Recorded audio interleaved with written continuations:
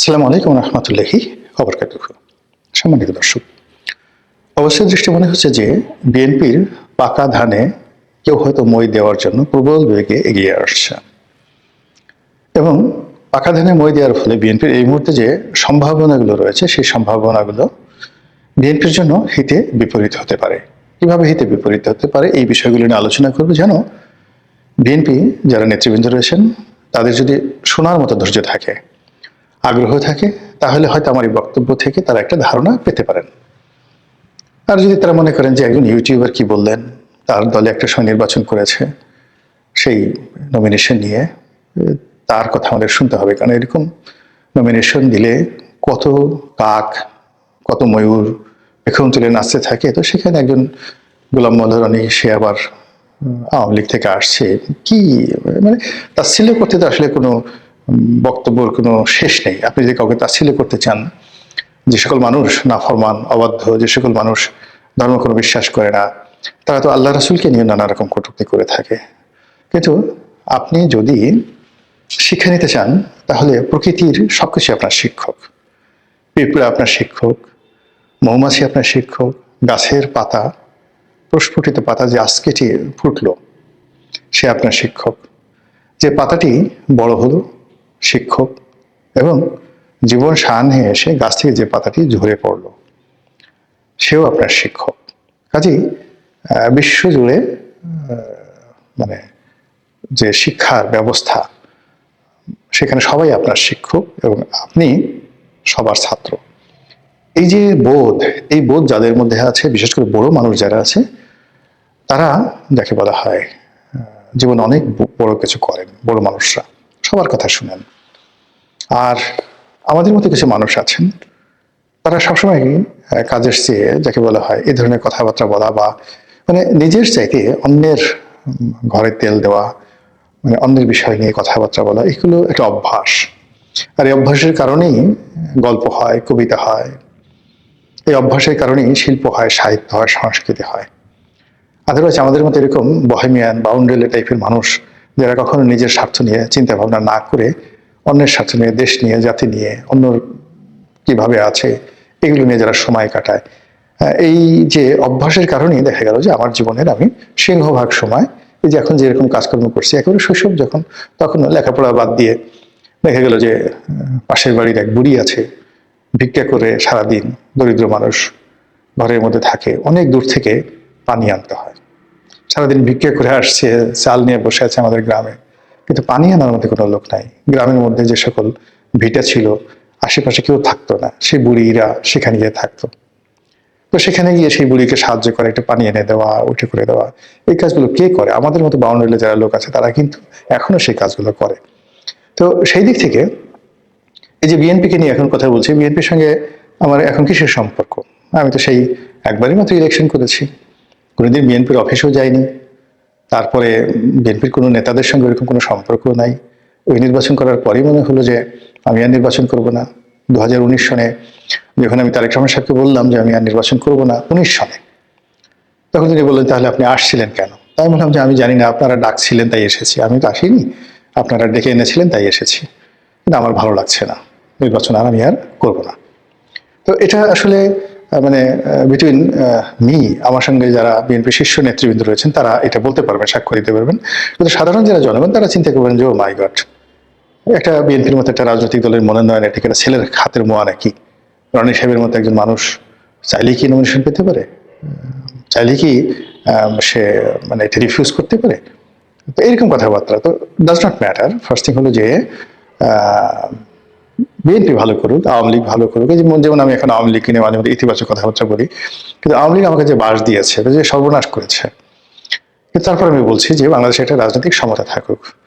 আওয়ামী লীগের কারোর সঙ্গে আমার কোনো যোগাযোগ নেই, কোনো কথাবার্তা নেই, কিচ্ছু নেই, কোনো পদ পদবি কখনো ছিল না, শুধু একবার ইলেকশন করেছি। কিন্তু আমি চাই যে রাজনীতি ভালো থাকুক। একটা সময় জামাত নিয়ে খুব কথাবার্তা বলতাম, ইতিবাচক কথাবার্তা বলছিলাম আওয়ামী লীগ জামানাতে, যখন জামাতের নাম কেউ নিত না, এবং জামাতের কারোর সঙ্গে আমার কোনো সম্পর্ক কখনো ছিল না। একবার জামাত খুশি হয়ে বোধহয় একটা জায়নামাজ ঠাইমাজ পাঠানোর চেষ্টা করলো, সেমাই ঠেমাই দেওয়ার চেষ্টা করলো ঈদ উপলক্ষে। আমি এর কাছে ফোন করলাম, বললাম যে না, আমি এমনি আপনাদের পক্ষে কথাবার্তা বলি, কিন্তু আমাকে সেমাই দিলে, জায়নামাজ দিলে আমার এই সম্মানটা থাকবে না, আমি এটা করবো না। এই ধরনের মানুষ। তো সেই অর্থে আমার কাছে যেটা মনে হচ্ছে যে এই মুহূর্তে সারা বাংলাদেশে যে বিএনপির জোয়ার, এবং প্রথম আলোর মতিউর রহমান থেকে শুরু করে মাহফুজ আনাম, বুদ্ধিজীবীরা যারা সারা জীবন বিএনপিকে বাস দিয়েছে, যারা সারা জীবন তারেক রহমান সাহেবকে ভিলেন বানিয়ে ছেড়েছে, সেই সমস্ত মানুষ যখন এখন বলছে যে তারেক রহমান সাহেব প্রধানমন্ত্রী হবেন এবং আগামীতে তারেক রহমান সাহেবের কাছে তাদের কি দাবি দেওয়া ভবিষ্যৎ প্রধানমন্ত্রীর কাছে, এই কথাগুলো যখন তারা অকপটে বলছেন, তখনই আমি এর মধ্যে অশনির সংকেত দেখতে পাচ্ছি, ভীষণ রকম অশনির সংকেত দেখতে পাচ্ছি। আপনার কেউ যদি কাউকে চাটে, সেটা ভালো লাগার কথা। যে কোনো প্রাণী আপনাকে যদি এই ধরেন একটা বাজে প্রাণীও চাটে, পিঠ চাটে, একটা সময় আপনি একটু ঘিন ঘিন লাগবে, কিন্তু পিছন দিক থেকে যদি আপনি না তাকান, আপনি কিন্তু এক ধরনের পুলক অনুভব করবেন। সেটা ছাগলও যদি আপনাকে চাটে, ভালো লাগবে। কিন্তু যদি আপনাকে একটা বাঘে চাটে, আপনারা হয়তো জানেন না যে বাঘের জিহ্বা, হয়তো অনেকে জানেন, বাঘের জিহ্বা এতটা ধারালো যে কোনো একটা ওয়াল, মানে কনক্রিট ওয়ালে যদি বাঘ চাটা দেয়, সে কনক্রিট পর্যন্ত উঠে যায়, এত ধারালো। তদ্রূপ একজন জ্ঞানী, একজন গুণী, একজন কুটিল স্বভাবের মানুষ, সে যদি হঠাৎ করে এসে আপনার প্রশংসা শুরু করে যে কিনা আজীবন আপনাকে সমালোচনা করেছে এবং আপনাকে ঘৃণা করে, আপনাকে ঈর্ষা করে, আপনার পতন কামনা করে, তো সে যে কোনো বিপদের সময় হোক না কেন, যে অবস্থায় হোক, আপনাকে এসে যদি সেই লোকটি প্রশংসা করে, তাহলে এই প্রশংসার মধ্যে আপনি হযরত আজরাইল আলাইহিস সালামের আগমন বার্তা আপনি লিখে রাখতে পারেন। এটা হলো বাস্তবতা। অসংখ্য উদাহরণ রয়েছে। তো সেক্ষেত্রে এই মুহূর্তে তারেক রহমান সাহেবের যারা প্রশংসা করছেন, বিএনপির যারা প্রশংসা করছেন, এর মধ্যে আমি প্রথমত বিএনপির যাকে বলা হয় বিপদ, অশনি সংকেত দেখতে পাচ্ছি। শেখ হাসিনার আশেপাশে অনেক বড় বড় মানুষ, যেমন ডক্টর মশিউর রহমান, এনবিআর যে চেয়ারম্যান ছিলেন, তারপরে ডক্টর এস.টি. ইমাম, ডক্টর গহর রিজভির মতো মেধাবী মানুষগুলো তাকে স্যার ডাকতেন, মাথা নুয়ে থাকতেন, কথায় কথায় তেল মারতেন। ফলে মানে শেখ হাসিনার কাছে মনে হতো যে এত বড় বড় মানুষ আমাকে এইভাবে সম্মান করে, আর ছাত্রলীগ যুবলীগের একটা সাধারণ কর্মী এসে আমাকে আপা আপা ডাকে, বিভিন্ন রকম মুখে যা আসে তাই বলে, এটা কি ধরনের কথা। ফলে তিনি একটা সময় গণভবনের দরজা তার নেতাকর্মীদের জন্য বন্ধ করে দিয়েছিলেন। এবং আপনারা এখন যেমন তারেক রহমান সাহেবের বিড়াল নিয়ে খুব আলোচনা হচ্ছে, বিড়ালের নাম কি, জিবু, এবং এটা নিয়ে খুব ট্রল হচ্ছে। কি ট্রল হচ্ছে? যে বিড়ালের পাসপোর্ট হচ্ছে, তারপরে বিড়াল কবে আসবে। এখন মানে সেই বিড়ালের জবান অনেকে খুলে ফেলেছে এবং বিড়াল কথা বলছে, মানে এআই এর মাধ্যমে বিড়াল কথা বলছে, এবং কথা যে সকল কথাবার্তা বলছে খুবই অবমাননাকর। বিড়াল মানে তারেক রহমান সাহেবের বিড়াল জেবুকে দিয়ে এআই এর মাধ্যমে যে সকল কথাবার্তা বলানো হচ্ছে, ওগুলো শুনলে আপনি বুঝতে পারবেন যে সেন্টিমেন্টটা কি। আমি নিজেও দেখেছি যে মানে আমাদের যে এই যে আবেগ, আমি একটা ভিডিও করি যখন এই মুহূর্তে তারেক রহমান সাহেবকে নিয়ে একটা ভিডিও করি, তো সেটার কিন্তু এই নামটা বা থাম্বনেইলে যখন তারেক রহমান সাহেব থাকেন বা তার একটা প্রশংসা করার চেষ্টা করি, এটা কিন্তু পাবলিক খাচ্ছে না, এই মুহূর্তে খাচ্ছে না। ফলে ভোটের মাঠে কি হবে? অথচ ঠিক ৩-৪ মাস আগেও কিন্তু তারেক রহমান সাহেবের যে কোনো একটা প্রসঙ্গ আসলে, বিএনপির একটা প্রসঙ্গ আসলে, মানুষ সেটাকে গ্রহণ করতো, জাস্ট বিফোর 3 মান্থস। আমার ভিডিওগুলো দেখেন। কিন্তু এখন মানে নানা কারণে বিএনপি, তারেক রহমান সাহেব, জিয়া পরিবার, এদের সম্পর্কে মানুষের আগ্রহটা কোন পর্যায়ে আছে, যারা এই কন্টেন্ট তৈরি করি আমরা এটা হাড়ে হাড়ে টের পাই। কারণ আমাদের সঙ্গে আপনাদের যে ইন্টারাকশনটা, এটা একেবারে ডাইরেক্ট, হাজার হাজার কমেন্ট, লাইক, কথাবার্তা, মানে জনগণের দেখা একটা ভিডিও দীর্ঘক্ষণ ধরে দেখে, তারপরে যে ধরনের আমাদের যারা কন্টেন্ট ক্রিয়েট করে আমাদের যে বিজ্ঞাপনগুলো আসে, সেই বিজ্ঞাপনের কোয়ালিটির অনুসারে কিন্তু আমরা বুঝতে পারি যে কি ধরনের মানুষ এই কথাগুলো শুনছে। যেমন গুলিস্তানের মানুষ যদি আমার ভিডিও দেখে, তাহলে আমার এখানে বিজ্ঞাপন আসবে পচা সাবানের বিজ্ঞাপন। কিন্তু আমার যদি আমেরিকার শিক্ষিত সম্প্রদায় দেখেন, ঢাকা বিশ্ববিদ্যালয়ের টিচাররা দেখেন, তো সেখানে দেখা গেল যে সৌদি গভর্নমেন্টের বিজ্ঞাপন চলে আসবে। তো সেক্ষেত্রে কি হলো যে আমরা যারা এই কন্টেন্ট, আজকে যেমন আমি 5-6 বছর যাবত কন্টেন্ট করি, এই বিষয়গুলো পুরোটা আমি জানি। ফলে এখানে জনগণের মত কোন দিকে যাচ্ছে, জনগণ কোনটা পছন্দ করছে, সেটা কিন্তু আমরা বুঝতে পারি, রিড করতে পারি। এবং সেই দিক থেকে তারেক রহমান সাহেব এবং বিএনপির জন্য এই সময়টি তারা মনে করছে ভালো, কিন্তু আমরা যারা বাইরে থেকে দেখছি, আমাদের কাছে মনে হচ্ছে সব কিছু এলোমেলো হয়ে গেছে। যেমন ধরুন এখন সেই তারেক রহমান সাহেব আসলেন, বিরাট সংবর্ধনা হচ্ছে আগামীকাল 25 তারিখে। তো এখানে দলে দলে লোক গ্রাম থেকে চলে আসছে। এটা দেখে আপনি মানে বিএনপি যারা লোকজন রয়েছেন তারা খুব খুশি যে আমাদের নেতা আসছেন, দীর্ঘদিন গ্রাম থেকে প্রত্যন্ত অঞ্চল থেকে চলে আসছে। মূল ব্যাপারটা হলো আপনার অবাক হয়ে যাবেন, আমাদের বাড়ির পাশে আটরশি পীর সাহেবের বাড়ি। তো বছরে যাকে বলা হয় ওনার একটা ওরস মোবারক হয়, ছোটকাল থেকে আমরা দেখে আসছি। মানে 1 কোটি লোক সেই ওরসে যায়, 1 কোটি। আবার বলছি, আটরশি হুজুরের বাড়িতে 3 দিন বা 4 দিন বসে যে বাৎসরিক উরস হয়, 1 কোটি লোক সেখানে উপস্থিত হয়। এর বেশিরভাগ লোক ওখানে যাওয়ার পরে তারা ওই যে এতগুলো মানুষ একসাথে হয়েছে এটার মধ্যে আনন্দ পায়। আমরা যেমন গ্রামবাসী লোকজন সমস্ত কাজকর্ম বাদ দিয়ে 3 দিন খালি ওই বাড়িতে থাকি। মানে পুরো সদরপুর উপজেলার যত লোকজন আছে বেশিরভাগ মানুষ এই সময়টাতে 1 দিনের জন্য 2 দিনের জন্য সেখানে যায়। প্লাস ওখানে ওই যে ডাল ভাত, গরুর মাংস এগুলো একবেলা খাওয়ার জন্য মানুষ পাগল হয়ে যায়, মানে একটু লাইনে বসার জন্য ছোটকালে পাগল হয়ে যায়। কারণ হলো এই ধরনের যে লোকজন বেশি হলে ভালো লাগে। এই যে বড় একটা মাহফিল হয়, বড় একটা যাত্রা গান হয়, বড় একটা সভা সমাবেশ হয়, এর 80% লোক, 80% লোক সেখানে যায় আউট অফ কিউরিসিটি, কৌতূহল বশত। তো এই যে তারেক রহমান সাহেব আসছেন, এখানে দেখবেন যে উপস্থিতি, যে ভিড় ভাট্টা বা যে সমস্ত কর্মকাণ্ড, এর 80% হলো আউট অফ কিউরিসিটি, যেটি 25 তারিখের পরে থাকবে না। আপনি 26 তারিখ থেকে ডিসেম্বর মাসের 26-27 তারিখ, মানে আপনি যে কিউরিসিটিটা 300 ফিটে দেখবেন, এটি উনি যখন ঢাকা বিশ্ববিদ্যালয়ে যাবেন এটা আপনি দেখবেন না। উনি যখন শহীদ মিনারে যাবেন আপনি দেখবেন না। উনি যখন নির্বাচন কমিশনে যাবেন এটা আপনি দেখবেন না। এর মধ্যে দেখুন যারা দলীয় নেতাকর্মী রয়েছেন, সেই দলীয় নেতাকর্মী যারা আছেন তারা সেই যাকে বলা হয় অতিরিক্ত আগ্রহী। একজন দেখলাম সে বিরাট ধানের পোশাক আশাক পরে আসে, ধানের টুপি, ধানের জামা, ধানের প্যান্ট, এবং উনি না খেয়ে আছেন। উনি বললেন যে তার নেতার সাথে দেখা না হলে তিনি খাবেন না। রীতিমতো ফাজলাম।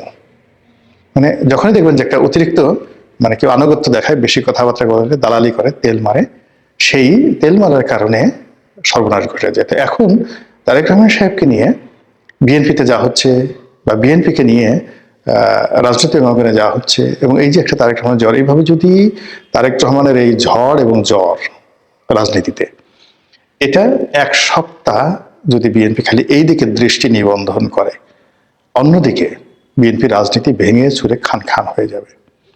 বিএনপির যে রাজনীতির প্রতিপক্ষ তারা বিএনপি রাজনীতিকে রীতিমতো গান বানিয়ে ফেলবে।